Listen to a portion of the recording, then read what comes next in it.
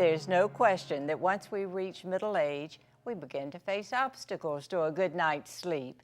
In fact, almost a quarter of Americans over the age of 50 believe they have a sleep problem. It's no wonder that roughly 1 in 9 people aged 65 to 80 received a prescription for benzodiazepine, a widely used class of sedatives and anti-anxiety medication. Dr. John Fleming, the medical expert for our show and a geriatrician for Florida Hospital's Geriatric Assessment Center, has stopped in to explain more. Welcome, Dr. Fleming. Glad to be here, Serena.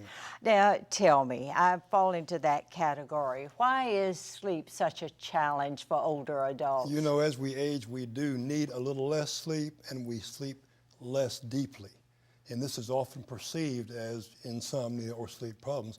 But there's also an increased incidence of the true sleep disorders, such as sleep apnea and restless legs and those kinds of things. So it is an issue. Many older people feel that they need help with their sleeping habits.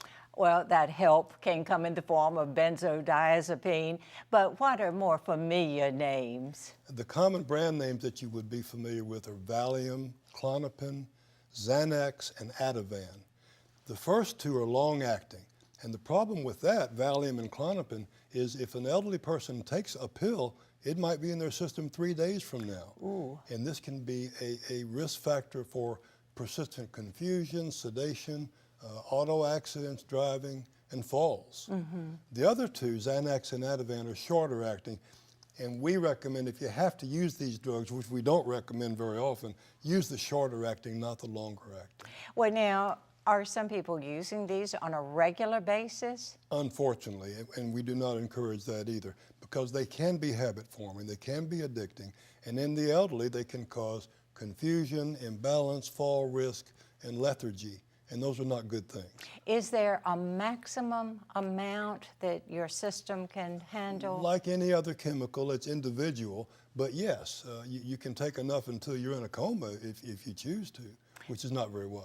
Well, what are some of the consequences of long-term use of these drugs? You know, there are definite studies linking an association with Alzheimer's disease with the long-term use of benzodiazepines, this class of drugs. So I would certainly discourage an elderly person from doing that. Now, what are alternatives if you don't want to take this? What do you recommend? Well, if it's for sleep, we recommend the non-pharmacologic approach. That is, counseling, look at your sleep habits, the architecture of your sleep, cognitive behavioral issues. It's for anxiety, which these drugs are also prescribed for. Often in the elderly, anxiety is a manifestation of depression. And if that's a choice, the antidepressants are safer than the benzos. And again, other non-pharmacologic approaches like counseling, rather than relying on a drug like this. So this is something you really need to talk with your doctor about. And vice versa. Your doctor needs to talk to you about it, not you personally. Yeah, right. But we need to discourage the abuse of these drugs in the elderly. They're dangerous. Now, I know that there are over-the-counter medications that people can take for sleep. Sure. Would they include the benzodiazepine? No, they're prescription only. A safe over-the-counter that we do recommend, and it's natural, is melatonin, which is a normal hormone. We discouraged the Benadryl-type drugs because they have other side effects in the elderly.